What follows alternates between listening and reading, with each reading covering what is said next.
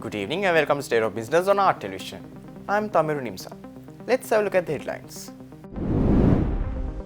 Iranian president officially inaugurates the Maya project.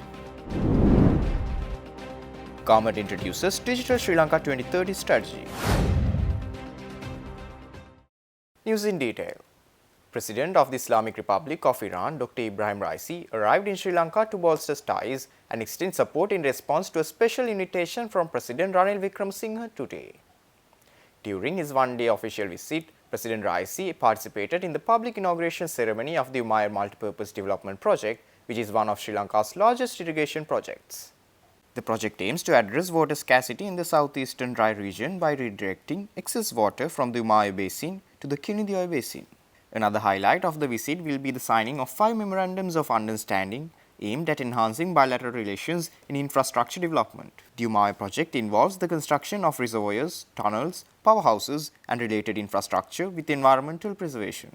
Upon completion, it will irrigate thousands of hectares of land and provide water for drinking and industrial purposes and contributing electrical energy to the national grid. The project's components will be transferred to the Ceylon Electricity Board and the Mahawali Authority, facilitating agricultural development and addressing water scarcity challenges.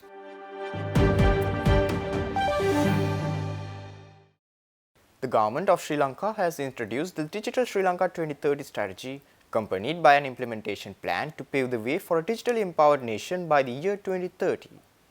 The Ministry of Technology said the core principles of the Digital Sri Lanka 2030 strategy revolve around inclusivity, innovation, sustainability, global connectivity, human centricity, and rights-based approaches.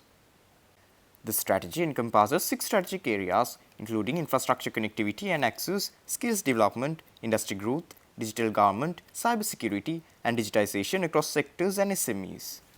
Additionally, 6 critical enablers have been identified to support the implementation of the strategy, such as legal and regulatory frameworks, digital identity, and stakeholder engagement. The National Digital Strategy is set to play a pivotal role in the country's economic recovery and growth, with a phased implementation plan over the next decade. The implementation plan will unfold in phases, with the initial 2 years dedicated to setting the stage for recovery through reforms, investments, and strengthened institutions. Beyond 2026, Sri Lanka aims to position itself as a digital innovation hub in the Asia-Pacific region.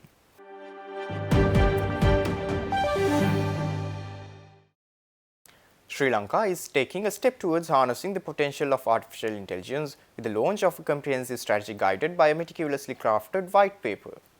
The strategy aims to drive innovation, economic growth, and societal progress across the nation with a strong emphasis on inclusivity and public engagement. The Artificial Intelligence Task Force in Sri Lanka has unveiled a white paper outlining a comprehensive strategy for the integration of AI technologies. This initiative aims to leverage AI to propel innovation, foster economic growth, and enhance societal well-being throughout the country. Recognizing the importance of inclusivity, the task force is actively seeking public input to ensure that the AI strategy reflects the diverse needs and aspirations of Sri Lankans. Through a series of meetings, online platforms, and targeted outreach efforts, the task force aims to engage citizens from all sectors of society in shaping the future of AI in Sri Lanka. Task force said that by soliciting public suggestions and observations, it aims to promote transparency, awareness, and understanding of AI technologies among the populace.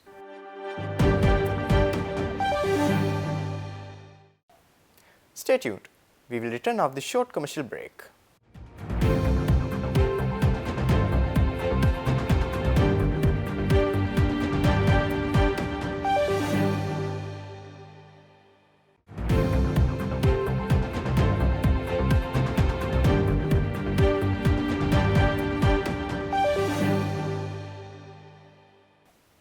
Welcome back after the break. Tourism Minister Harin Fernando has announced plans to amend the newly implemented visa procedures, allowing tourists to apply for a single-entry 30-day visa starting from the 1st of May. The minister said this speaking to a local newspaper recently. This move comes in response to concerns raised by industry stakeholders regarding the adverse effects of the previous visa system. He said that Public Securities Minister Tirana Alas has proposed reducing the online visa application fee from $75 to $50 with plans to implement the changes from 1st of May. The initial decision faced backlash from critics who argued it could deter potential visitors and make Sri Lanka less competitive in the tourism market. Minister Fernando also revealed plans to submit a joint cabinet paper with Foreign Affairs Minister Ali Sabri to facilitate visa-free access for citizens of over 60 countries. He said that by expanding visa-free schemes and simplifying visa procedures, government aims to attract a broader range of international tourists, thus stimulating economic growth through tourism.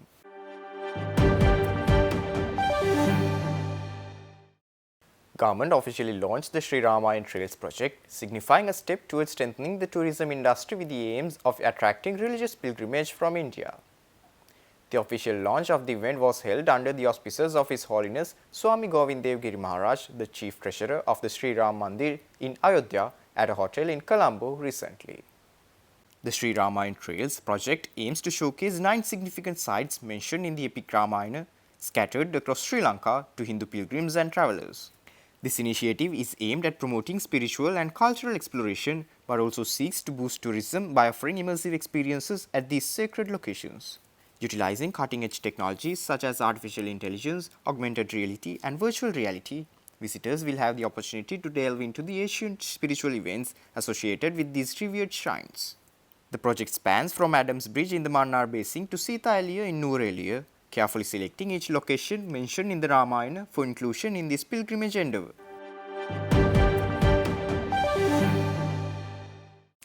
The United Nations Development Programme in Sri Lanka concluded its mobile interactive agenda exhibition, A Journey of Transformation and Women's Empowerment, in Batticaloa recently. The exhibition was inaugurated by United States Ambassador to Sri Lanka, Julie Chang, a resident representative of UNDP in Sri Lanka, Azusa Kubota, alongside government officials and civil society organizations. The exhibition, which travelled across Sri Lanka, celebrated transformation and women's empowerment while advocating for justice for survivors of sexual and gender-based violence. It commenced in Kandy, making stops in Kurunegala, Colombo, Jaffna, Galle and Noor Elia before its final destination in Batticaloa. Ambassador Julie Chang stated that the UNDP's exhibition in Batticaloa illustrates that the road to gender equality, while challenging, is rich with potential. Resident representative of UNDP, Azusa Kubota, emphasized that it has been inspiring to bring Sri Lankan women's stories of transformative change, courage and resilience across these 7 locations. Through interactive exhibits, discussions and storytelling sessions, it featured the transformative stories of women and communities supported by UNDP interventions.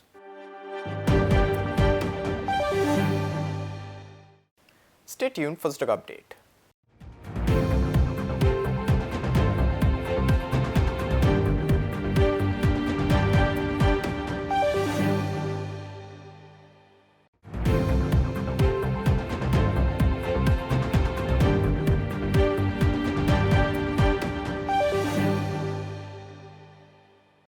Trading at Colombo Stock Exchange ended on positive notes today.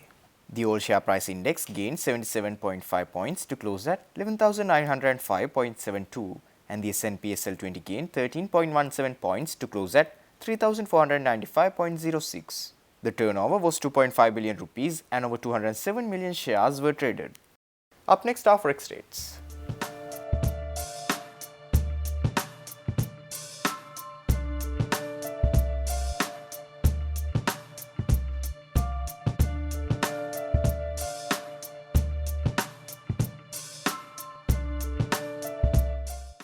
That's all our news for today. For this and more, subscribe to our channel on YouTube and follow us on Facebook. Take care and good night.